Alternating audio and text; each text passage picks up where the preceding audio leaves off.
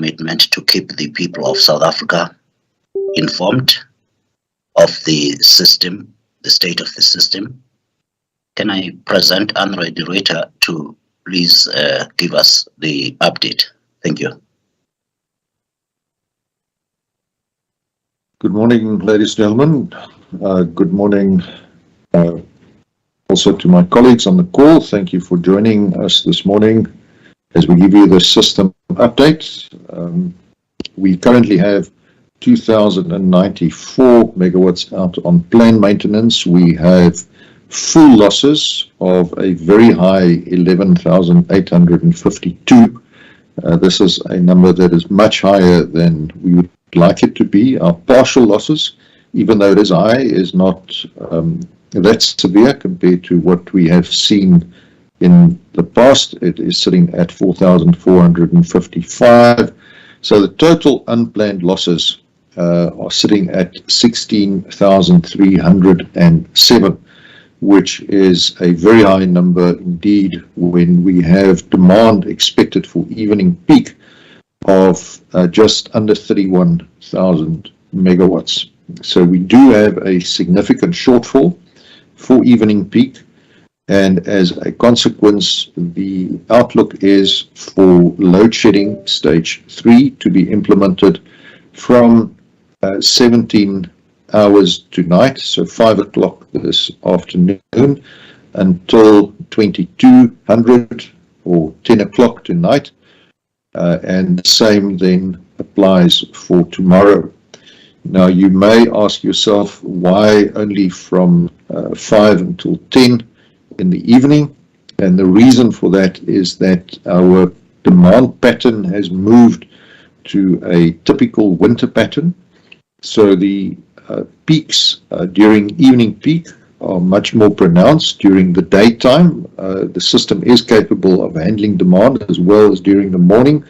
So it's really only a constraint that we have during the peak. And what that means is that we can cope with the demand during the day. Fortunately, this also then puts us in a position where we have less of an impact on business life in particular.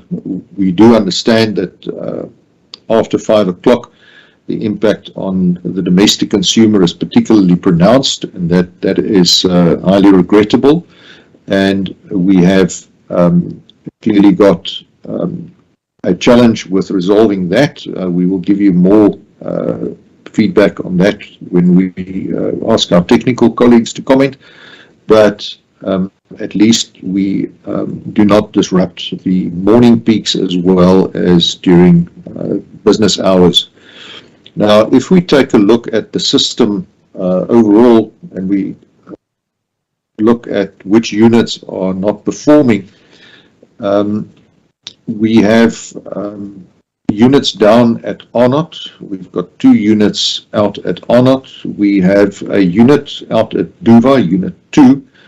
That unit has been out for more than 6 months.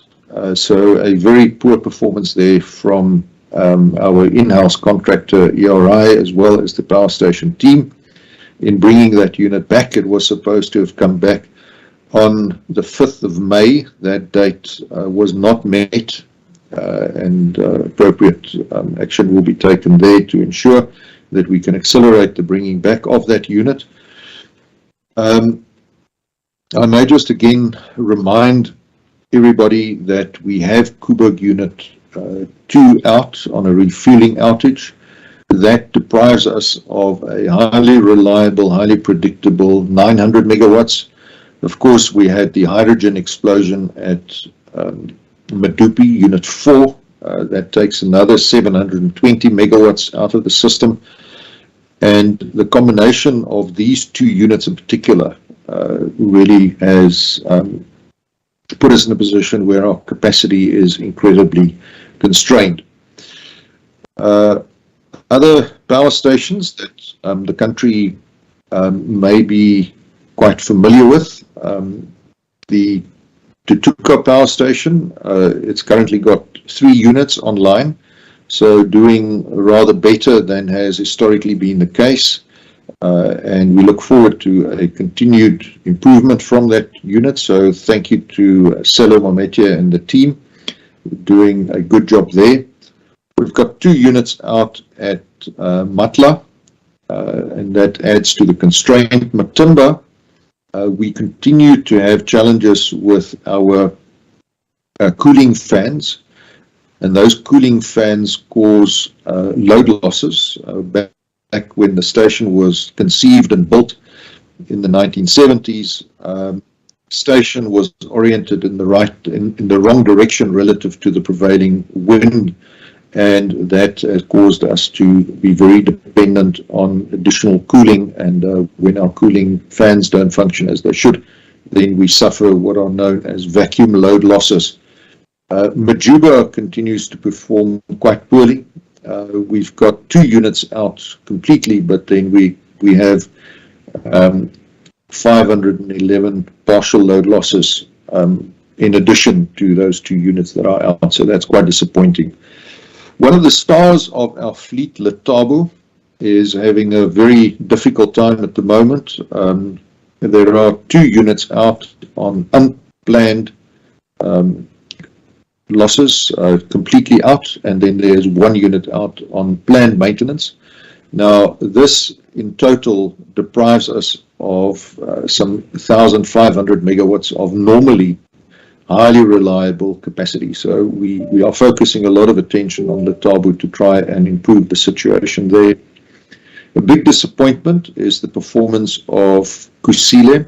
At the moment, we only have 514 megawatts coming out of that plant, with 3 units in commercial operation and 1 unit being non-commercial. So the non-commercial unit, one can accept that unit is still being subject to testing, but Unit 1 and Unit 3 are out on unplanned outages.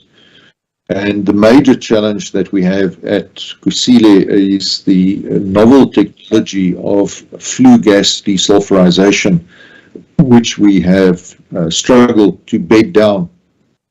This particular emission control equipment causes us to have a single point of failure on a unit. So if the unit doesn't work, there is no way of bypassing the FGD, as it's known, and that then causes us to have to shut down the entire unit. So particularly on Unit 1 at Kusile, we have been having considerable challenges on our FGD unit, and we have obtained the support of the original equipment manufacturer to come in and assist us, but we're really struggling to get that unit under control. Finally, Kriel Power Station, which was featured in the news this morning. You may have seen a report on News 24 about a significant diesel theft syndicate that has been disrupted there, diesel and fuel oil, and that plant currently has 2 units completely out and partial load losses of 300 megawatts. So that's another 900 megawatts of capacity that we do not have available. Our reserves are looking in reasonable shape, but we have to bear in mind that we have to top up our peak demand with burning diesel at our open cycle gas turbines. We have another vessel that will dock at Saldanha on the 24th of May. So we have to manage our diesel inventories very carefully to ensure that we do not lose our emergency reserves. Our dams are looking healthy as well, so our reserves are in reasonable shape, but it is really the full load losses that we see across the generation fleet that are hampering us at the moment and making it very difficult for us to meet the demand during peak hours.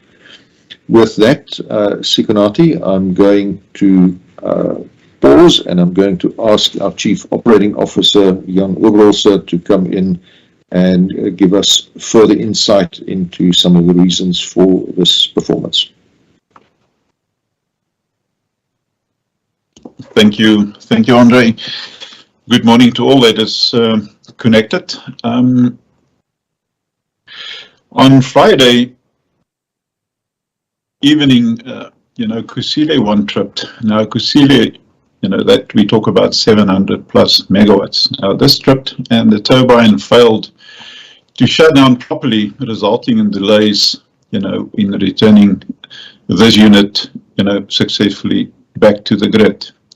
Now this unit is now only expected, as André has said, tomorrow or latest by Tuesday. Now this is a significant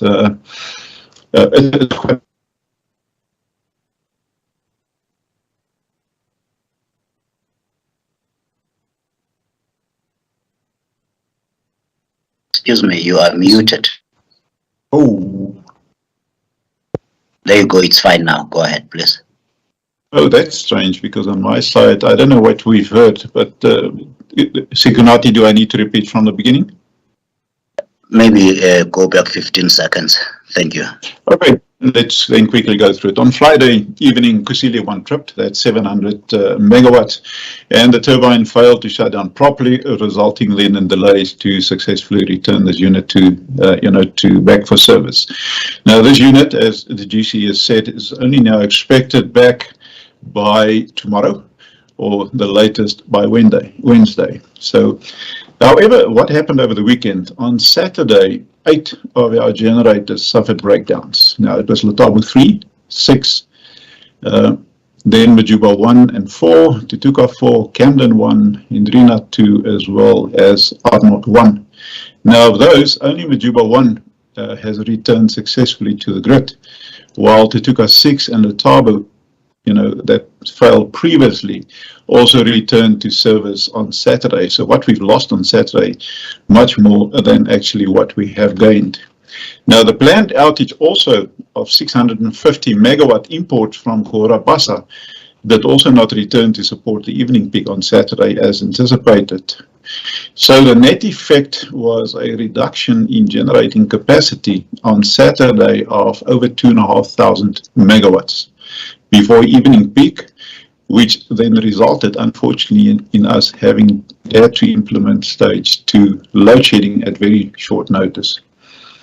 Now, on Sunday, the imports at Koeberg again reduced by 550 megawatts, and that was to perform, planned maintenance, annual maintenance, at the terminal here at Apollo substation, in South Africa.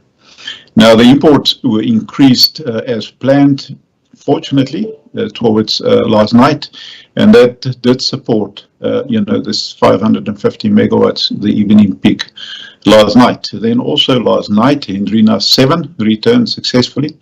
However, Koeberg as well as Indrina 7 was not enough capacity that was added to the grid in order for us not to implement the load shedding, last night. Now, the GCE was talking about, Letaba power station, usually a very excellent performing power station.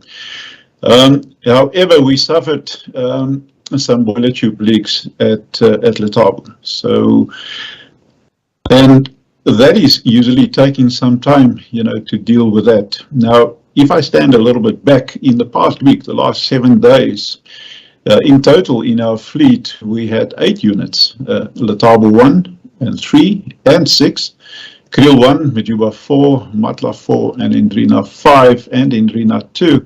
They have all been shut down due to boiler tube leaks, and that actually removed about 3,800 megawatts, capacity from the grid.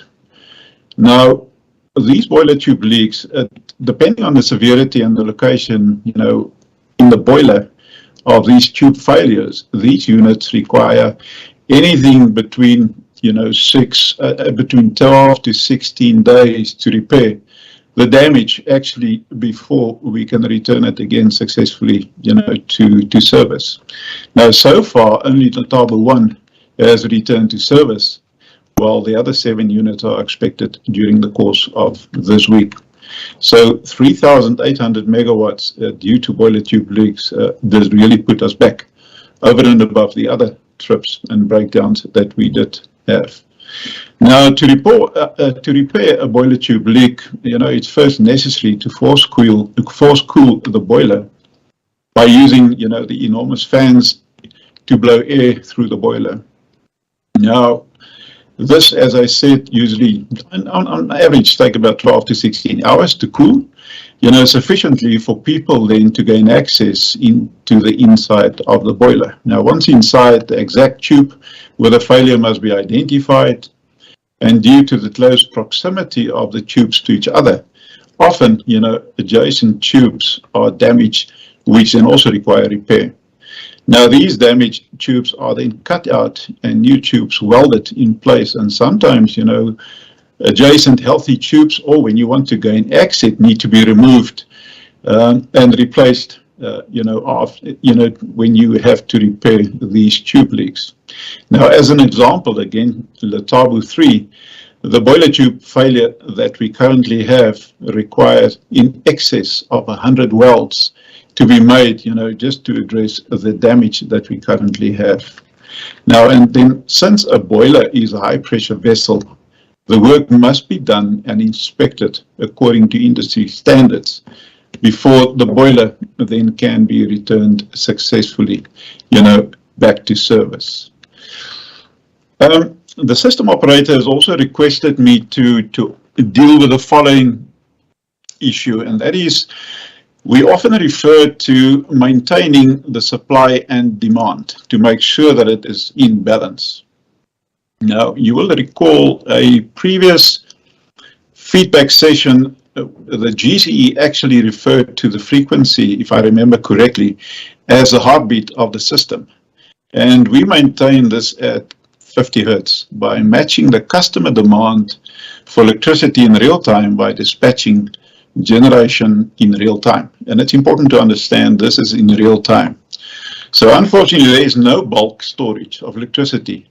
Like if you take a tank and if you need some water, you open a tap. Unfortunately, that we do not have. So when we need electricity, that means that we have then to generate that electricity, by the power stations. So, and it changes from minute to minute, hour to hour, and as it's needed, we instruct the generators then, to ramp up or to ramp down. Now, so let's use another example. When you turn on your kettle or stove or you open your fridge, now a small amount of coal is fed into a boiler at one of our power stations at that very moment, then to generate the electricity that you need, either to boil your kettle or whatever the case may be. Now, over the weekend, the demand for electricity is lower than during the week. And so as we go into, usually on a Monday morning, we need to bring online a lot more generators to supply the increased demand. Now, depending on how long a coal-fired generator has been offline, it can take up anything between 4 to 72 hours to start up and to begin generating electrons. So we are frequently experiencing delays during, a startup of these generators due to the failures of some of the thousands of components that we need to work seamlessly to allow the generator then to produce electricity. Now, there are components such as, let's use example, pumps, strainers, conveyor belts, valves, etc. Now, the delayed startup of generators has, over the past 3 weeks, been a significant contributor, to the power system being constrained. And once again today, as I speak, we are experiencing delays in returning generators to service at some of our power stations.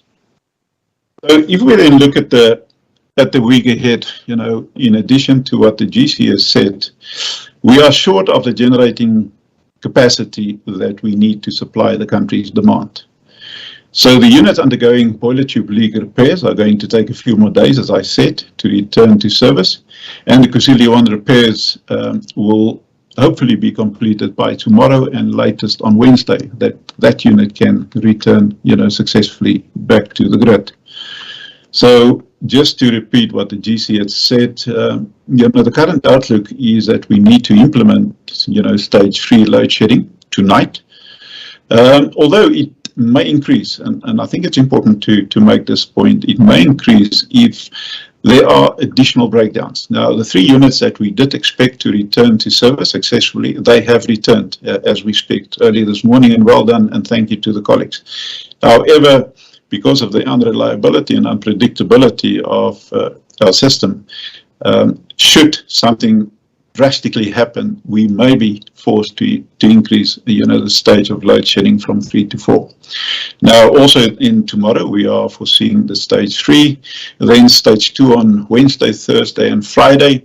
So that is the outlook currently. Currently, we see that the load shedding will be implemented between, as the GC has said, between 5 o'clock and 10 o'clock at night. However, we need to take note that the outlook currently is that we're still going to make use of a lot of our emergencies, and specifically burning a lot of diesel.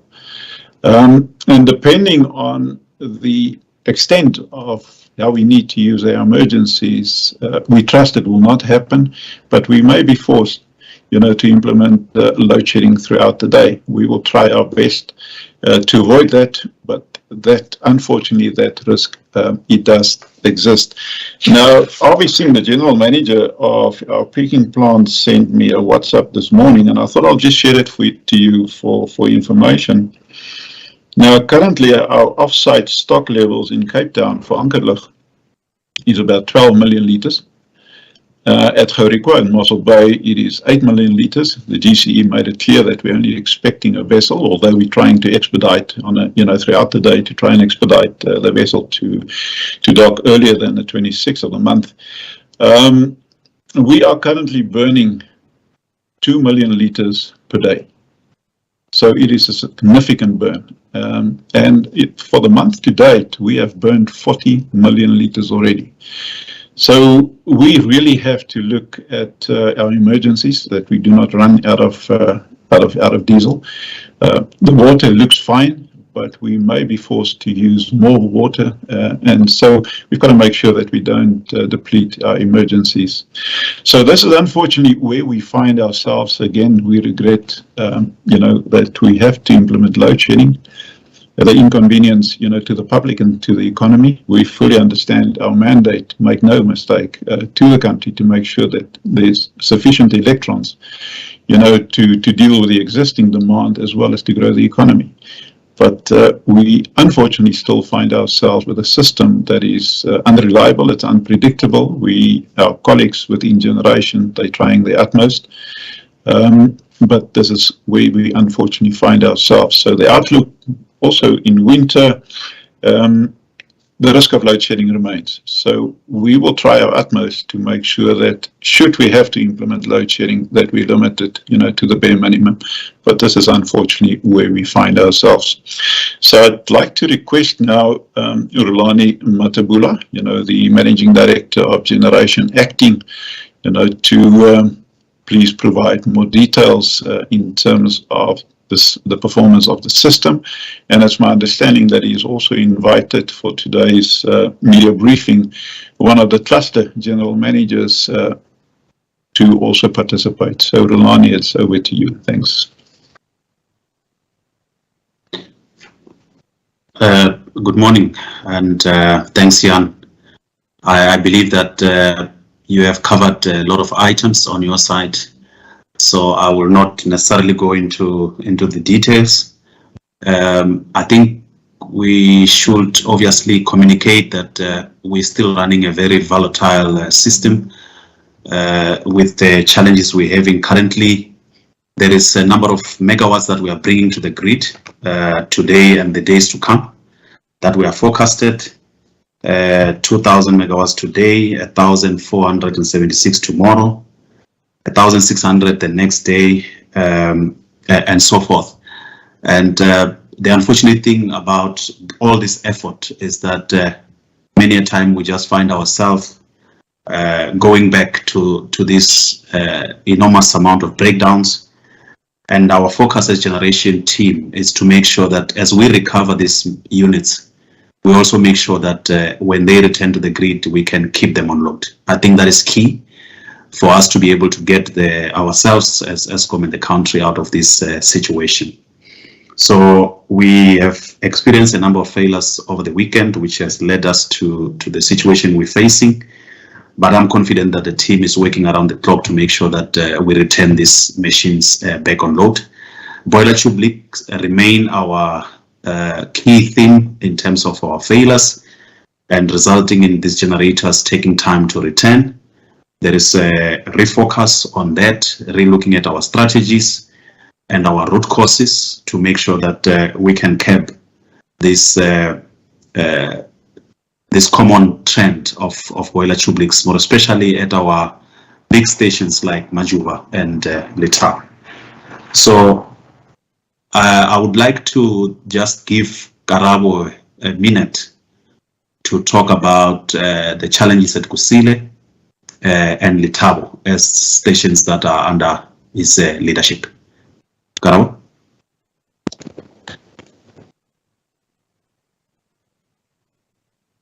Thank you, Rulani, and good morning to all the listeners. Yeah, Letaba. Let me start with Letaba, which is at this point in time the flagship of generation on the coal side. We have 3 units that are having tube leaks. Unit 3, just to say again, Unit 3 ran for 452 days without a tube leak. So there's some good things that are happening on that side. And this time we've got a tube leak that is mainly at preliminary. We see there's fly ash road issues, and it should be back on load on Tuesday. And just looking at extent of the damage as the COO had explained. And then Letaba 6, it's one that will also be very quick to repair. We should be back on load by Thursday. We also see it as a fly ash erosion. And I think it's important to also make it clear to the public that, you know, there are certain areas of the plant or inside the boiler where when you have a tube leak, you cannot actually afford to run the plant for an extended period. And in this case, Unit 6, because it is in the superheater area, you needed to shut down as quickly as possible just to avoid consequential damage. And I think it's a good thing because there we're looking at about close to 10 bad wells to do the repairs, and then we'll be able to return the unit. So Letaba being one station that also receives bad coal, so although we've managed to run with it because it is consistent, we know exactly what needs to be done. So it's one area that when we have outages, we do all we can, you know, to replace the tubes at the minimum thickness, and that is why you can have a performance of a Unit 3 running at 452 days without a tube leak. Coming to Kusile 1, it's really a challenge. As the COO explained, after the unit tripped, the shaft could not turn, and it's mainly because the bearing gear could not engage. Once it engages, then you are able to put it in electrical bearing and start doing the check. So up to now, we are actually battling. I think it's important to note that we've got specialists from GE that are helping us. The guys work throughout the night, not being able to identify where the issue is, with together with our engineers at Kusile and Center of Excellence. They're still continuing today. There's fresh people that are coming in, and I'm also hopeful that we'll be able to find a solution between today and tomorrow, and to make sure that this unit is back on load. Other units that are out on my cluster, specifically on tube leak, it's Matla 2, which the repairs are close to being finished this morning, so that unit should be back on load tomorrow. Good to report that, you know, we've got a station like Rotvlei, which is the old lady, running 3 units, and all of those units are on load. And then the other 2 is Kendall, which is running 5 units at the moment, although we're running with very high partials, but at least we've got 5 units that are sustainable, with Unit 2 on an outage sleep that we are looking at bringing in before the end of the month. Rulani, I'd like to stop there unless there's questions. Thank you. Thanks, Karabo. Jan, maybe in closing, I just want to assure everyone that, as I always reported, this morning we are still running with the 6,000 capacity that is at risk due to various defects. And my focus is to make sure that that is minimized. So we need to minimize the amount of units that we're running at risk. We need to ensure that units that are on outage return on time and continue to run. We need these 400 days that Karabo has been alluding to at the moment. I have engaged suppliers in the past week to make sure that they can support us in making sure that when we send equipments for refurbishment at their sites, they are returned to us ASAP to make sure that we'll not find ourselves keeping units off while waiting for space. So we are working on to ensuring that our units remain on the grid, and where there are defects, we are able to deal with the defects at a quick turnaround possible to make sure that we can have a sustainable grid than what we're having now. And that is our focus as the generation team. We don't want to be expecting firefighting and recovering units. We want to be experts in keeping these units on the grid. That is our focus at the moment. Thank you.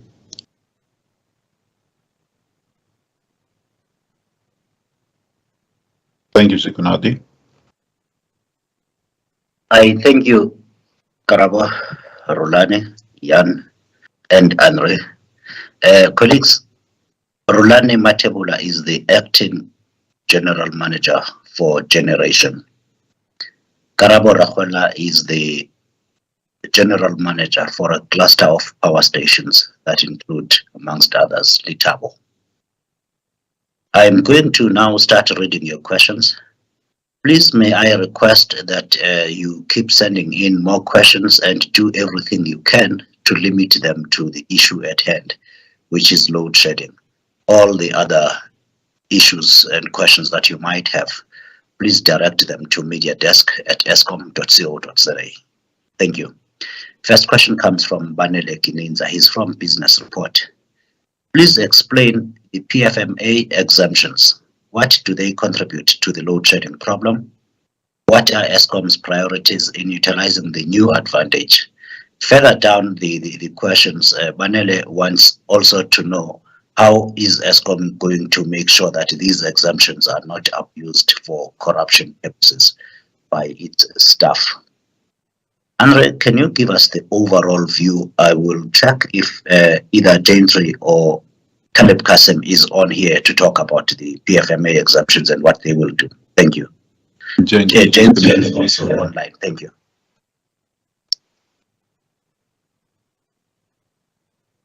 Gentry, please proceed. Thank you, Chair, and thank you, colleagues. So first and foremost, there's two matters. One is the PFMA Instruction Note 2 of 2021 and 22, and that particular PFMA note is not an exemption. It is an approval by National Treasury to enable Eskom to, amongst other things, manage the expansions, deviations, and urgent procurement matters. So that will directly assist Eskom in terms of looking at OEMs, strategic suppliers, dealing immediately with production losses where materials or services are needed, and dealing, of course, with urgent procurement. So in that regards, it's given a lot more flexibility and agility to generation, in particular at the operating units and stations, to be able to see that procurement itself is not the reason for actually contributing to further production losses, for example, and load shedding. I think in terms of the PFMA exemptions, Eskom required these exemptions to allow us to continue in the interim while National Treasury is gaining the guidance from the Constitutional Court in terms of the implementation of the preferential procurement regulations and its validity. And this exemption allows Eskom to continue with critical procurement while the guidance is sought and while these new regulations are actually coming into effect. So what that basically two pieces of legislation assist Eskom is to actually manage the procurement and make sure that procurement itself is not the bottleneck for load shedding. Thank you, Chair.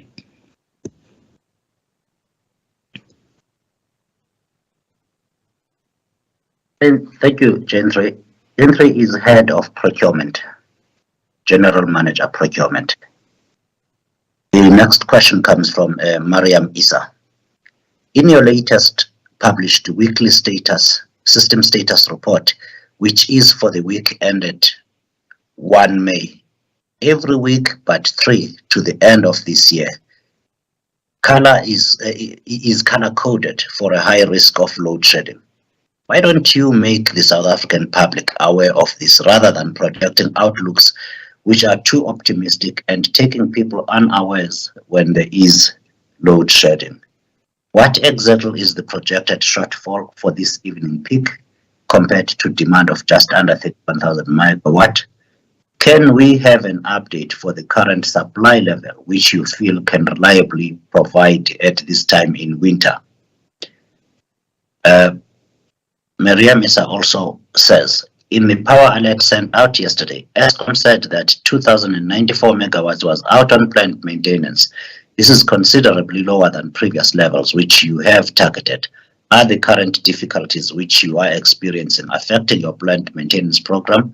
And will this not leave the plant more vulnerable in future? Mariam Issa from EE Business Intelligence. Jan Oberholzer, do you have an answer for us, please? Yeah, thank you, Siganati. Mariam, thanks for the questions. Now, the shortfall for tonight is just under 4,000 megawatts. So if I look at the dashboard as I have it in front of me, the load forecast is 30,929. So make it 31,000 megawatts for tonight. Now, the capacity that we will have available, that's excluding gas, is just over 27,000 megawatts, so 27,154. And then if you put in your reserves, then we talk 29,409. So, but then you have to add our reserves of 2,200, and this is the outlook, Mariam, as we have it now. So the system operator has made a provision for a shortfall of just under 4,000 megawatts. So this is where we find ourselves. Now, towards the end of May, and we're heading towards the end of May very quickly, we have a forecast of close to around about 33,000 megawatts. So this is why it's important that the units that we have on breakdowns now need to return successfully as soon as possible, and specifically, the big units. Now, the GCE, as said earlier, that what makes it extremely difficult is currently that we do have, Koeberg Unit 2, 920 megawatts. That is on outage, and it's only expected to return by the end of June. So it's another 5-6 weeks that unit will not be available, as well as the 720 megawatts of Medupi 4. So that makes it difficult. Now, your question, and then you also ask, can we share, the outlook? Yes, we can share it. Most certainly we can share the outlook. Unfortunately, that is a crystal ball that we have to our, available, and we can certainly share that, but life we know will change, and the situation will change, because we operating in a very dynamic environment related to our system that is unpredictable and unreliable. Then your question on maintenance, that it's low, yes it is, but we always plan, although we want to have our planned maintenance over a period of 12 months in excess of 10%. And wherever we can, we'd like to even increase that.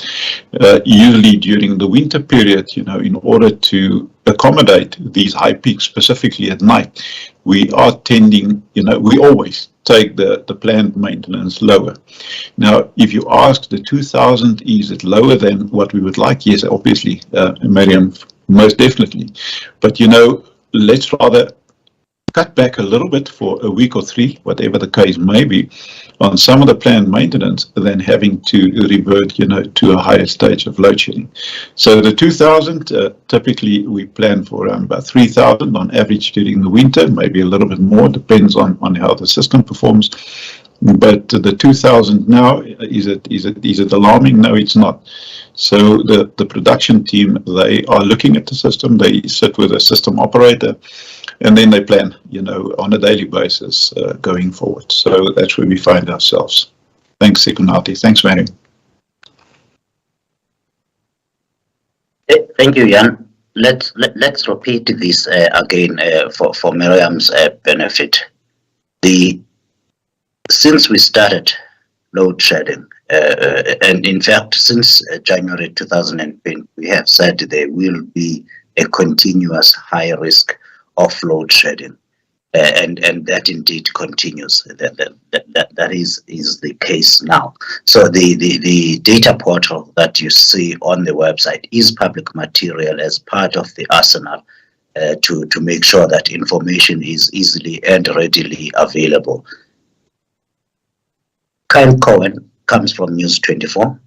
He wants us to confirm the total expenditure, one, on Kusile to date, that's on building Kusile, and two, the flue gas desulfurization system at Kusile to date, and whether General Electric is indeed the original equipment manufacturer of that FGD. Jan, who built the FGD at Kusile, and how much did Eskom pay for it? Thanks, it's not that I'm ducking the question. I can answer it, but I see Becky Nkumalo, the group executive for Group Capital, is connected. So if Becky, if you can answer those questions, thank you.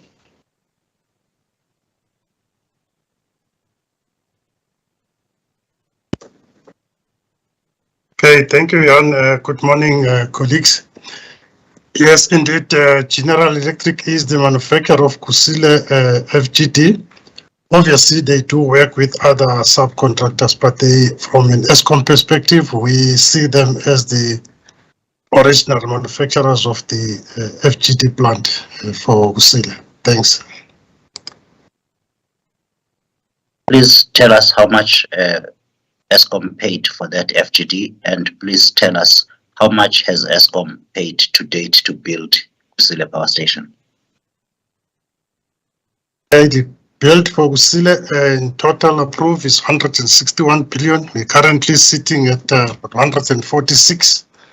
Then part of that was FGD, which cost about 40 billion for the Kusile plant. Yeah.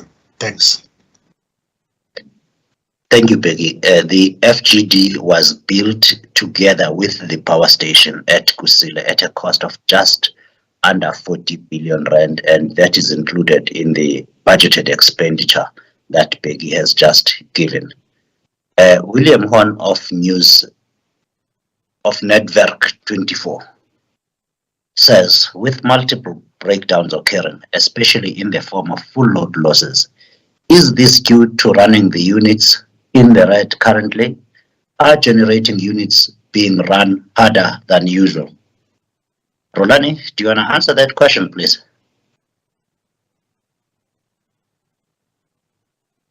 Yeah. Sekonati, it is common cause, unfortunately, that our generation load factor has to be high, given the current challenges. So yes, our units are run as hard as we possibly can, because obviously of the current challenges in meeting demand. And however, the current challenges that we experiencing, obviously we still have to do a lot of work in understanding the type of failures that we are seeing in most of our units, more especially the boiler tubes. And as Darabo indicated, it's still showing fly ash erosion, which is mainly obviously talking to the quality of our coal, as well as the way in which we are running our plants. So there is just a need that we get a window to be able to do proper maintenance on these plants. At this point, we are unable, obviously, to extend our outages. So we do these outages and on a risk base forecast, so that we can bring back the machines and to be able to meet the grid requirements. So that is the situation we find ourselves in, and it is necessary that if we were to get the additional capacity, it will give us space to do proper maintenance and claw back on some of the load losses that we are currently experiencing on our plant. Thanks, Sikunati.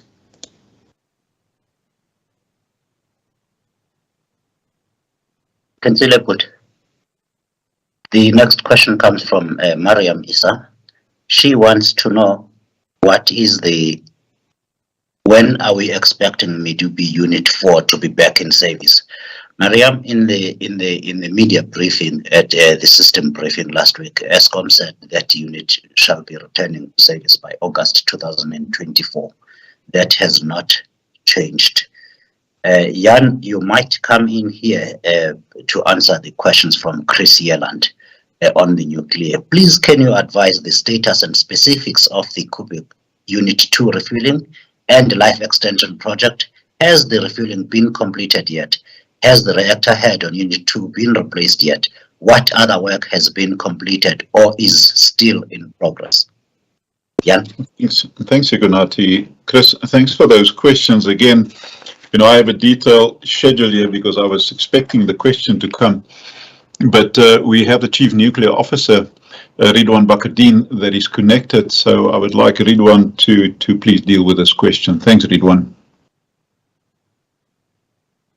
And Ridwan, if you can also deal with the question that because we have postponed, the steam generator replacement, why is there no reduction in the time? If you can deal with that as well, I'd appreciate that. Thank you. Yeah, thank you, Jan, and good morning all.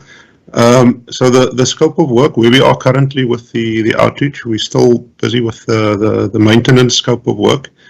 So that includes maintaining a lot of the nuclear power plant equipment, pumps and valves. That's probably the biggest outage we've seen in the history of Koeberg in terms of just the sheer scope of work.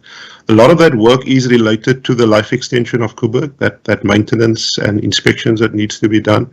We are also currently busy with the replacement of the reactor pressure vessel head, which commenced about just over 2 to 3 weeks ago, and that work is progressing.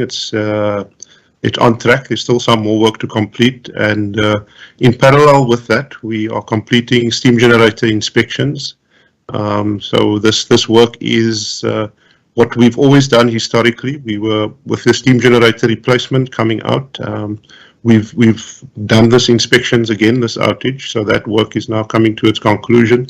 And we've also done some pretty big modifications and work on the plant, much of it related to life extension. So besides the steam generator replacement, our essential cooling water piping has been replaced in this outage, so that work is now being completed successfully.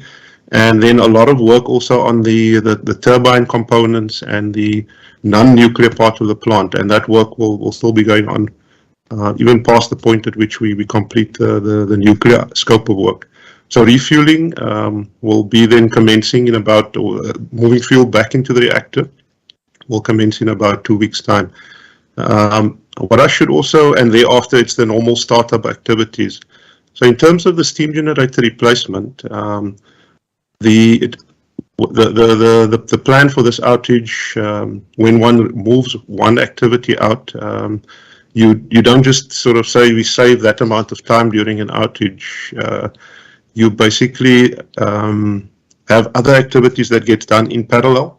So for example, the valve work that we spoke about, or this essential cooling water piping modification, another big mod, that work is still as run in parallel with the steam generator replacement, and would have run in parallel with that. So by moving that out, it does not shorten the outage. We obviously looked at trying to take out or reduce where it was possible, but with the work being planned, everything in parallel, there was very minimal opportunities, and I think we have previously spoken to that. So the duration of the outage remains.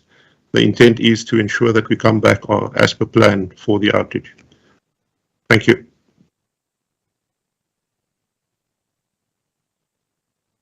Thank you, Ridwan. The next question comes from Lunga Semelane. With load shedding from 5 to 10 p.m., why can't Eskom prepare for what is naturally a busy time as people return home from work?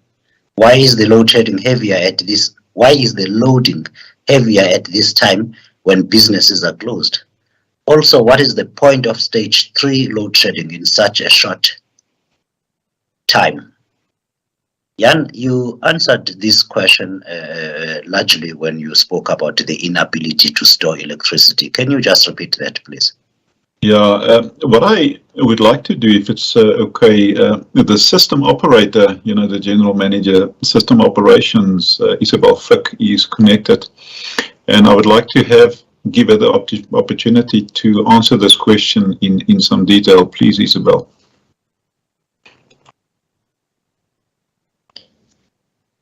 Good morning, everyone.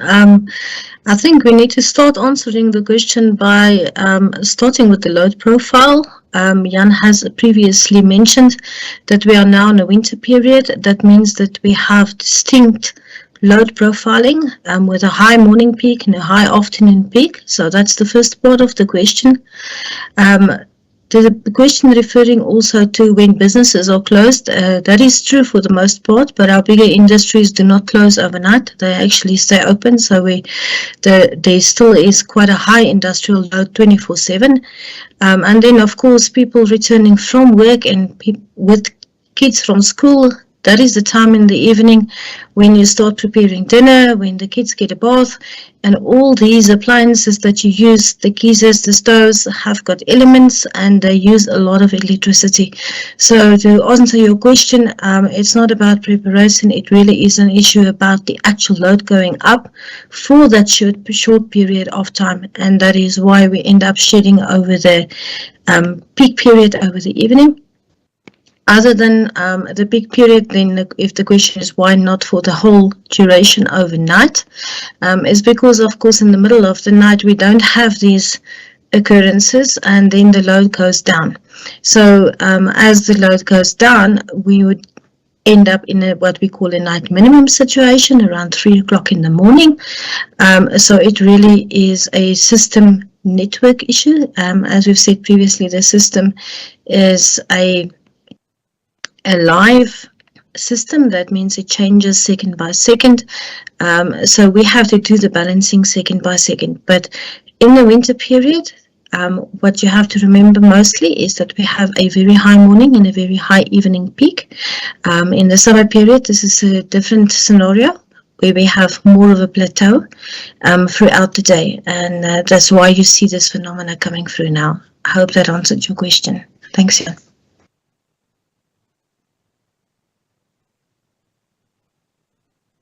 You, Isabel.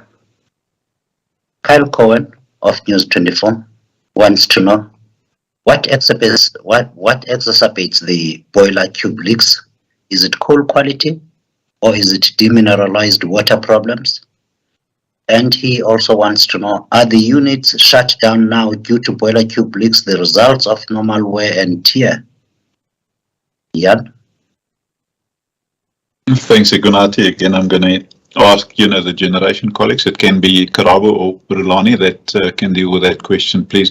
Maybe Karabo, if you want to, because we had now 3, boiler tube leaks at Letabo specifically. So if you want to deal with that question, please. Thanks. But also then just answer the question, please, Karabo, in terms of the question, which is the quality of coal as well as water, please. Yeah. Look, we don't have the current tube leaks that we have has got nothing to do with water. The issue is the fly ash erosion, which is normal wear and tear. Under normal circumstances, there are areas of the boiler where you can shield them, but this one, it's areas where you don't necessarily can shield them. So it is areas where they are exposed to the ash. And yes, Letabo, as I've explained, has got very bad coal by design, but it's coal that we have always been able to handle.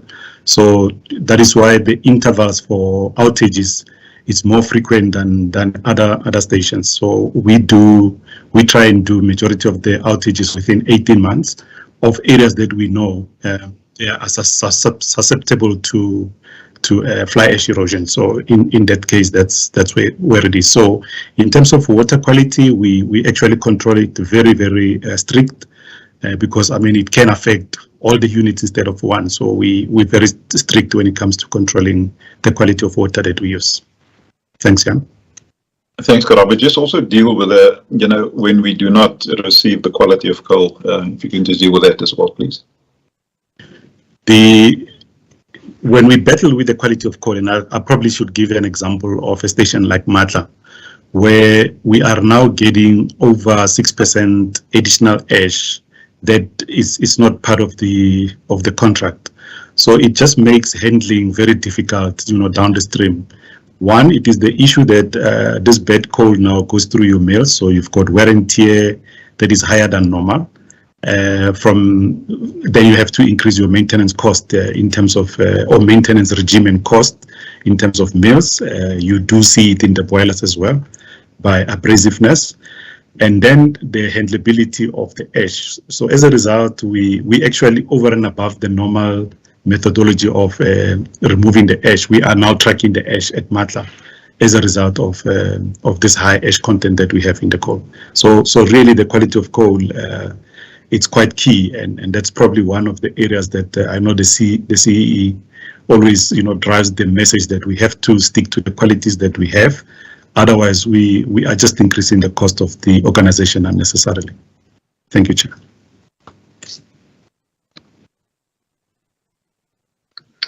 Thank you, Karabo. Chris Yeland has come back with another set of questions on Koeberg Unit 2. The outage at Unit 2 was initially expected to last 120 to 155 days when the intention was to replace the steam generators. But now the steam generator replacement has been delayed till next year sometime. So one would expect Unit 2 to be back online by now, which is 120 years, mid-May 2022. When exactly is Unit 2 expected to be online and delivering 900 megawatts? Ridwan, please answer that question. Sikanati, I have partially answered that, or I have largely answered the question, that we're still sticking with the original. We have to take the original amount of time to do the work as planned for this outage because of the multiple and parallel activities and big scope of work for the outage. I just wanted to put up a very brief slide that just shows that. So we took out the steam generator replacement, and for those that can see on the screen, but you'd see there that there are numerous other activities that have to continue irrespective of that. So that's why the duration of the outage could not be amended because of taking out the steam generator replacement work. I trust that answers the question. So we're working towards end of June to complete this outage as per the original plan for the 155 days. Thank you, Ridwan. End of June is when we expect Unit 2 of Koeberg. Mariam Issa again wants to know. She says Eskom is relying heavily on the use of OCGTs, which were intended for emergency use only. Is there any risk that these two may suffer breakdowns in the future? André? Oh. Yeah, That you answered. No.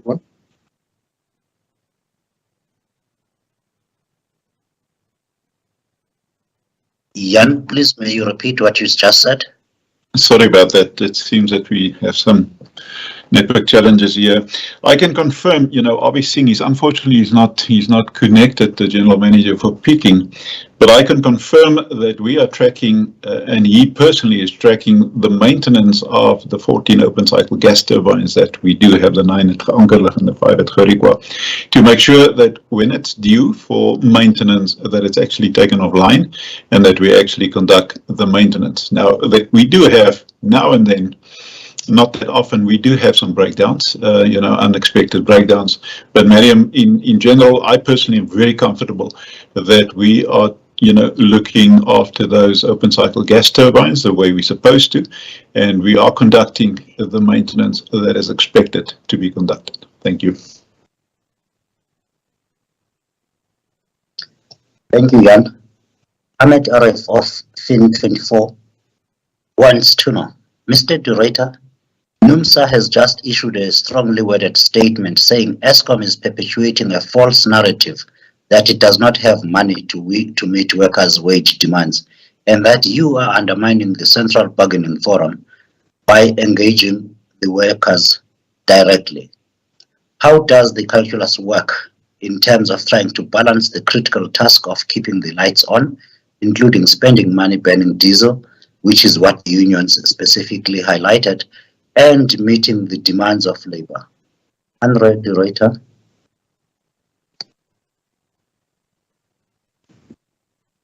Thanks, Ahmed.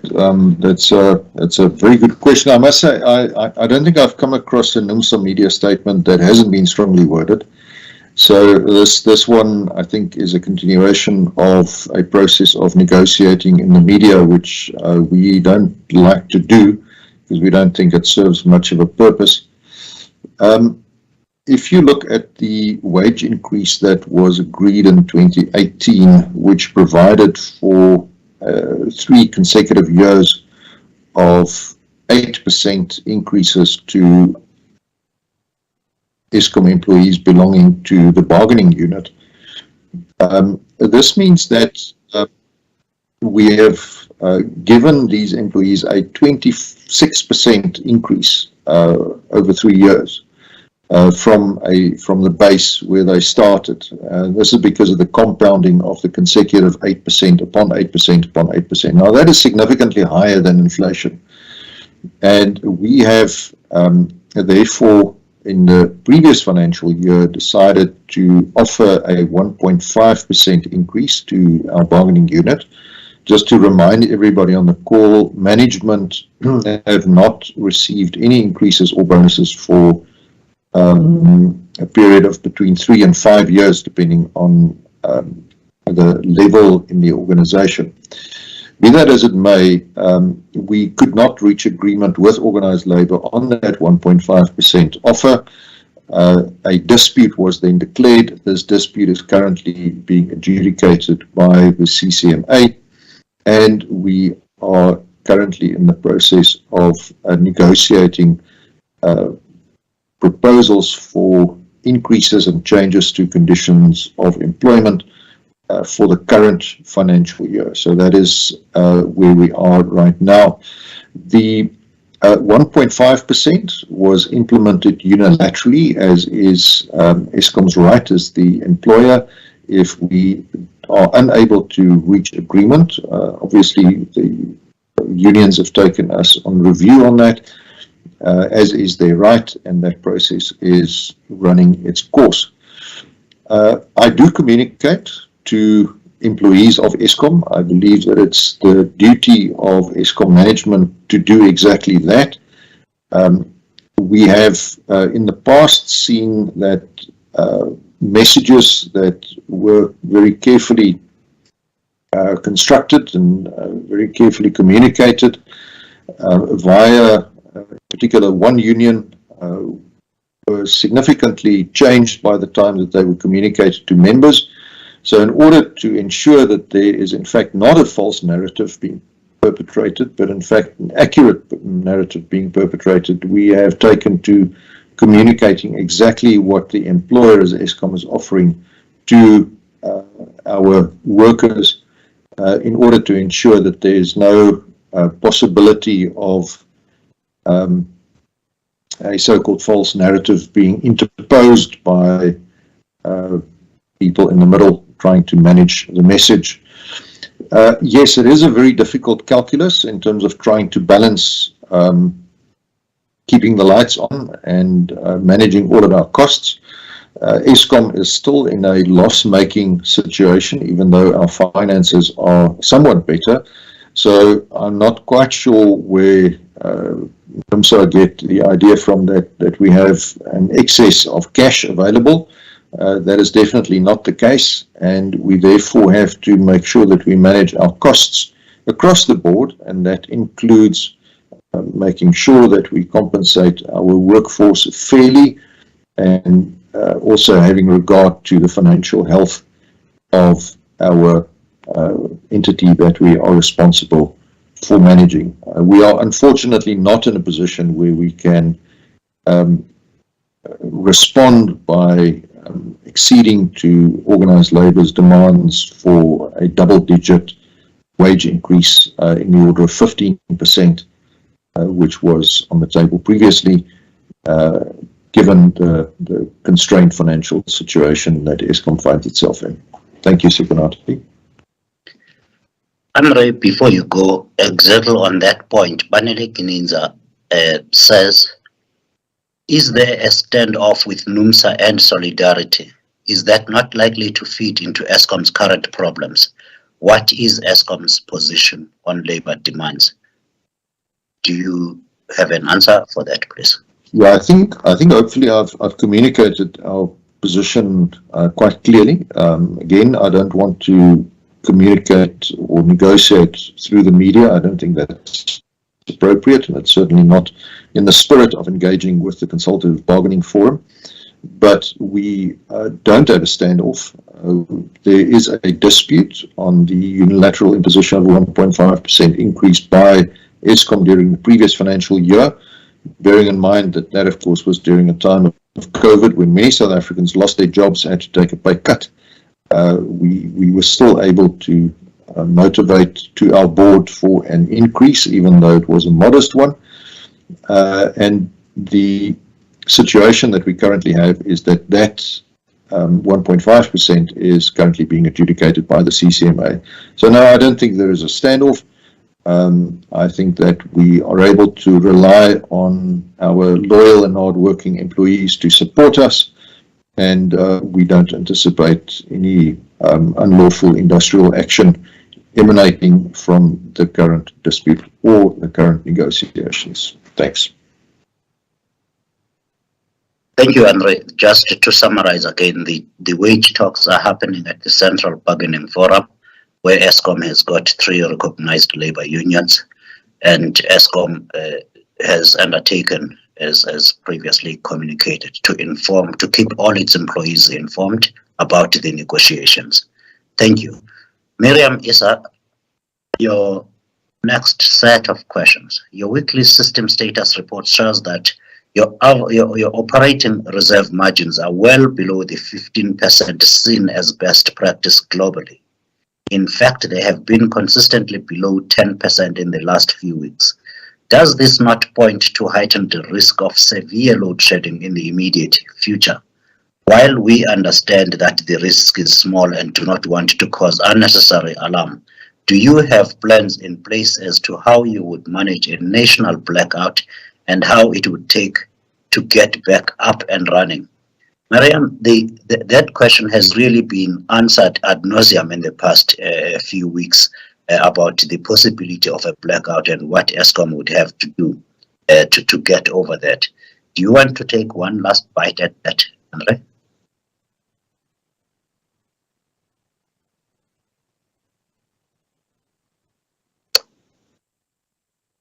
Let's take, okay, go ahead, please. Miriam, yes, we are having to balance very finely a constrained system versus demand versus the risk of load shedding. And this is an ongoing balancing act that we are having to carry out, which unfortunately necessitates some compromise on all fronts. If we did all of the maintenance that we needed to do, we would have to take out approximately between 13 and 18% of installed capacity, and that would substantially exacerbate the load shedding. We are not in a position to do that. We don't have the headroom in spare capacity that will enable us to carry out that maintenance. We also don't have the liquidity to enable us to carry that out, nor do we have the necessary manpower to carry out all of that maintenance in a reasonable time to bring back the capacity as planned. So this is an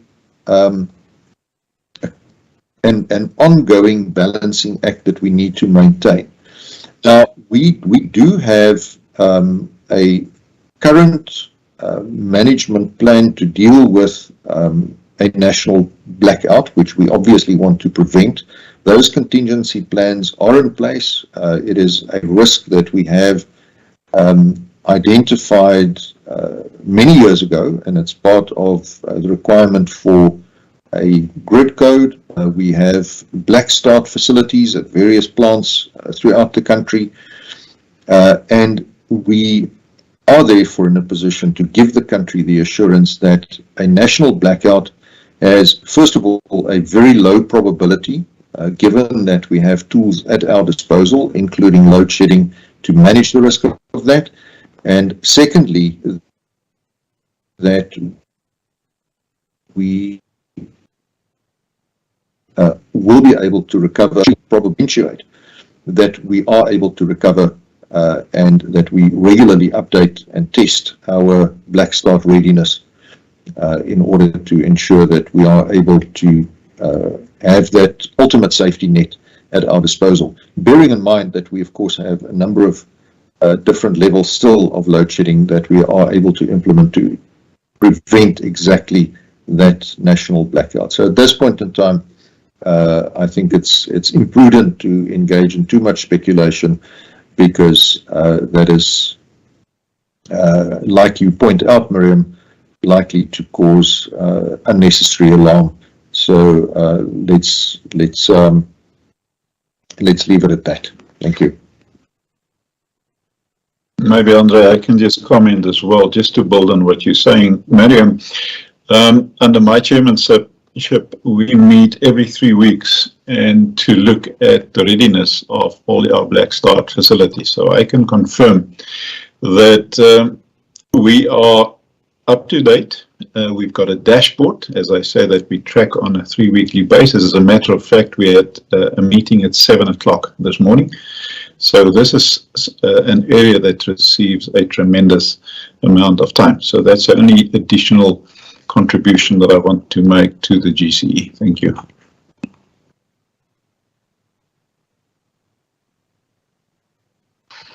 Thank you, colleagues.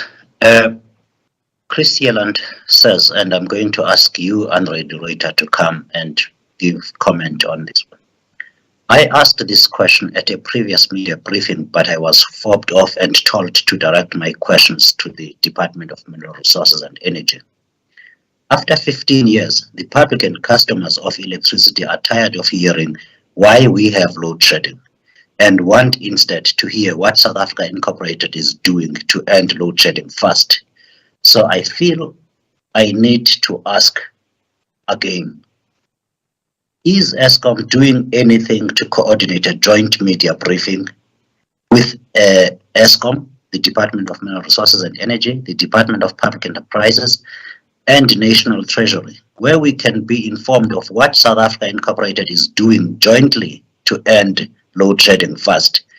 André, I'm going to ask you to briefly tell the public what Eskom is doing to work with the government, and you may give us some highlights, including the recent instruction from National Treasury on the PFMA. And I will repeat this again. Chris, you are asking this question as you did the previous one and the last one on an Eskom media briefing. This is probably the 12th media briefing this year alone by Eskom to inform the people of South Africa exactly what is going on. André? Right, thanks, Chris. Chris, I completely agree with you that South Africa is tired of load shedding and that we need urgent action to address load shedding. You are aware that as Eskom we have been advocating for the urgent addition of between 4,000 and 6,000 megawatts. This is quite possible to achieve by removing certain regulatory and bureaucratic obstacles, such as the onerous registration process put in place by NERSA on embedded and own generation, less than 100 megawatts. There's also significant international precedent. For example, Vietnam added 9 megawatts in a year by changing the incentives for rooftop mounted solar PV. India have added huge capacity in a very short space of time, again by removing some of the obstacles that existed in that country as well. So it is possible to add significant capacity quite quickly. Now, your idea is to have a joint media briefing. We don't think that having such a joint media briefing is the appropriate way to go. We are currently in a position where we are engaging with various experts in the field of energy, both local and international, with a view to making proposals to the policy department and others, as well as our shareholder department, to resolve the electricity crisis sooner rather than later. It is not our place, and I say this with a lot of respect, Chris, to coordinate joint media briefings with government departments. We report to those government departments, so we can't veer too far out of our lane by inviting people to media briefings. But we are in the process of soliciting views and opinions with a view to putting forward a consolidated proposal to the policy department as well as our shareholder that can be used to resolve the electricity crisis. I believe that there are levers to be pulled. They can be pulled quite effectively, but this is not something that is going to happen easily, and certainly is not only within the purview of Eskom to make happen. We are in the hands of a policy environment that needs to be conducive and needs to enable the addition of that new capacity. Thanks, Sekunati. Thank you, André. Jan, the next three questions are for you to deal with, please. Paul wants to know, what do you mean by 6,000 megawatts at risk? How fragile is that generation, or what characterizes it being at risk? Sieleta also says he or she would like to ask, how much does it cost to burn diesel per hour or per day?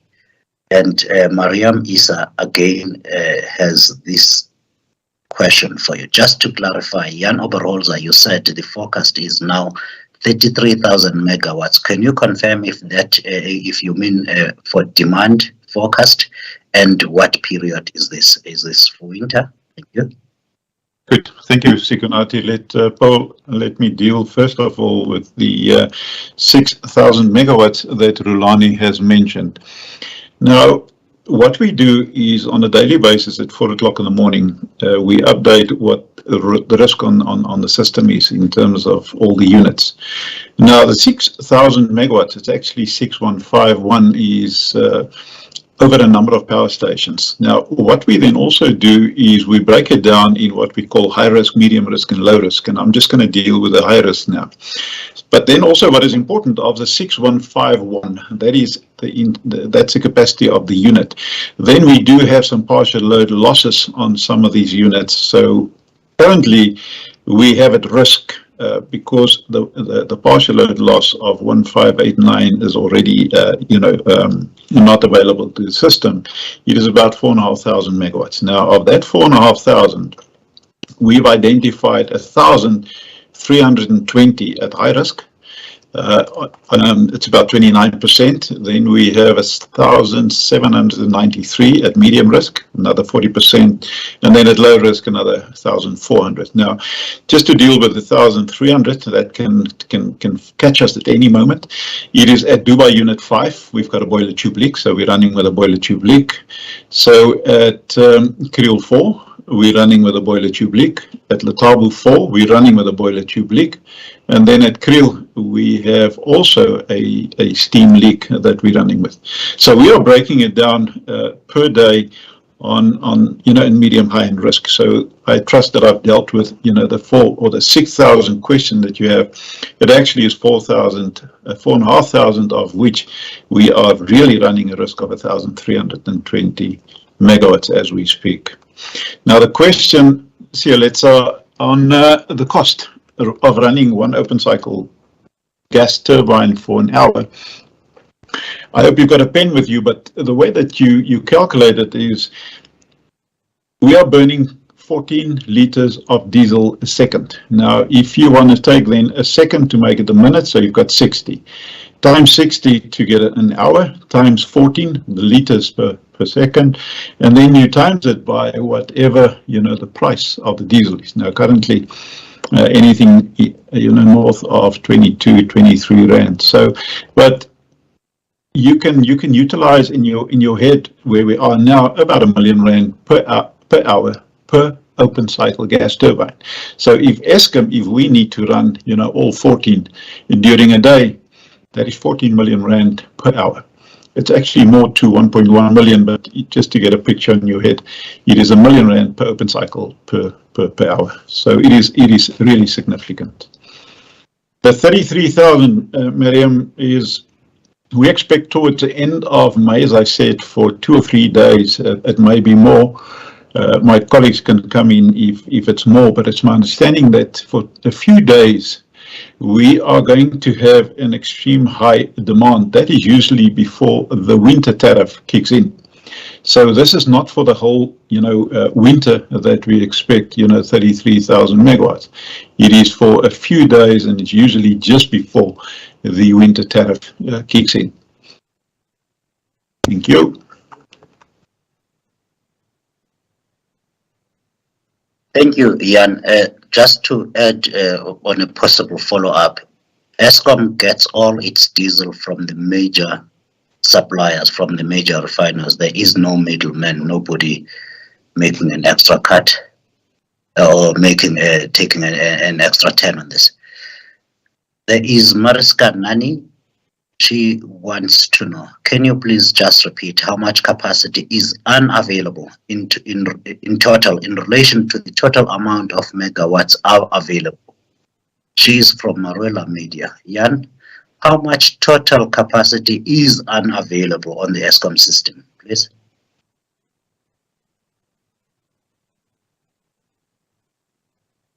Sikunati, I'm just calling up the dashboard here on my side, then the information is accurate as we speak.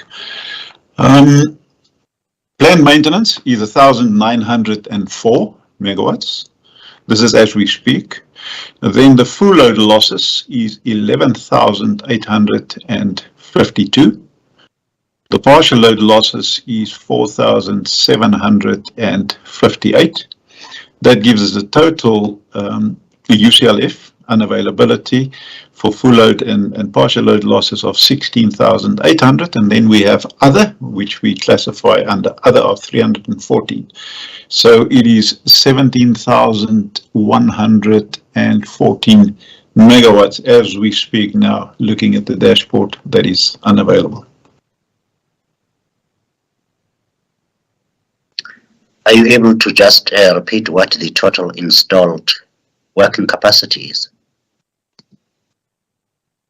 I can do that. The installed capacity is 48,131.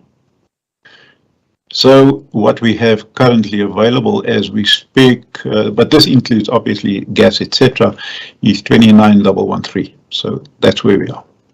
And the load forecast as we speak is on 25,541, and that will increase then tonight till up to the 30,920, as we have referred to earlier, 31,000 megawatts.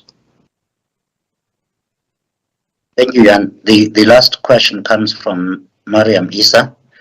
She says it's another clarification. We have been told that just 2,000 megawatts of plant maintenance is not alarming, but Rulani Matebula, if I understood correctly, has just indicated that space is needed to carry out plant maintenance. What I meant was exactly this. Are you finding it difficult to get the space for plant maintenance? Jan? Rulani, if you can deal with that question, please, I'd appreciate that. Thanks. Yeah, we we are doing our planned maintenance. Obviously, when it comes to winter period, we ramp it down significantly to be able to accommodate the demand.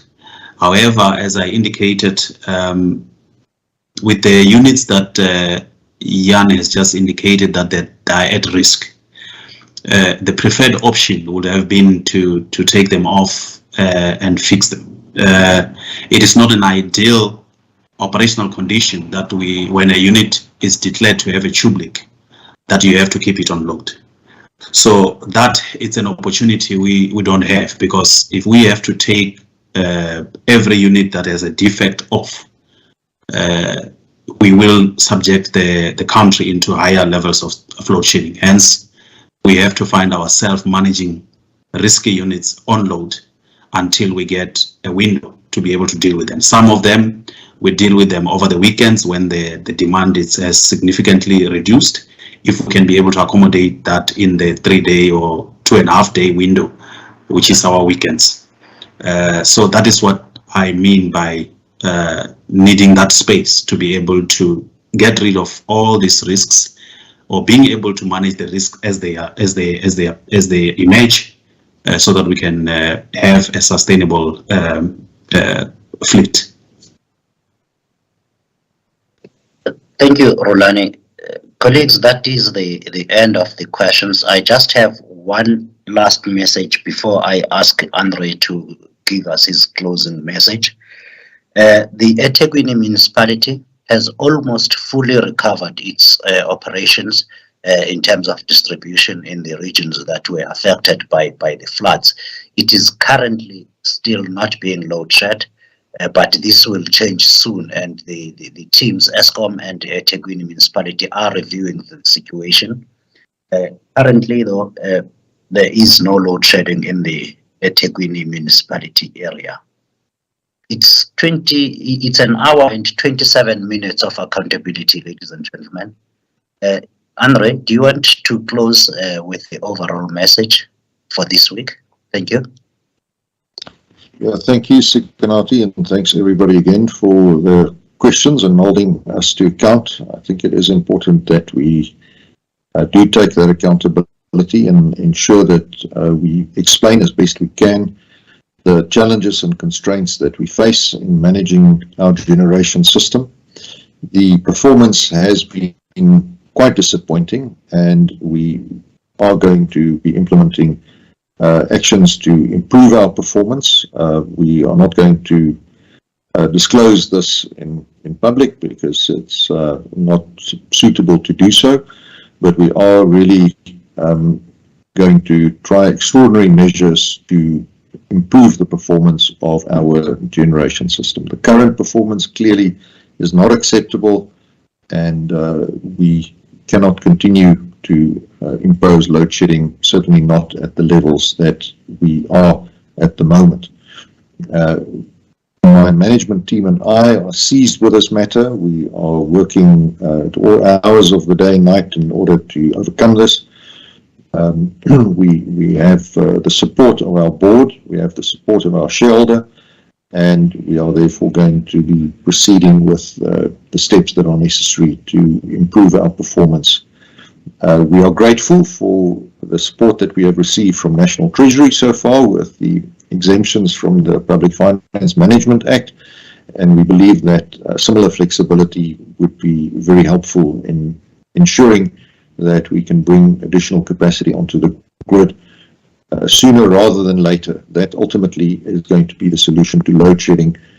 While that takes place, we need to ensure that our coal-fired generation fleet performs to the best of its capability, given the significant legacy issues of neglect that we are having to overcome at the current point in time. So with that, ladies and gentlemen, we will continue to keep you updated with further developments, and we wish you a good day, and please remember to use electricity sparingly, particularly during peak hours. Thank you very much. We are adjourned.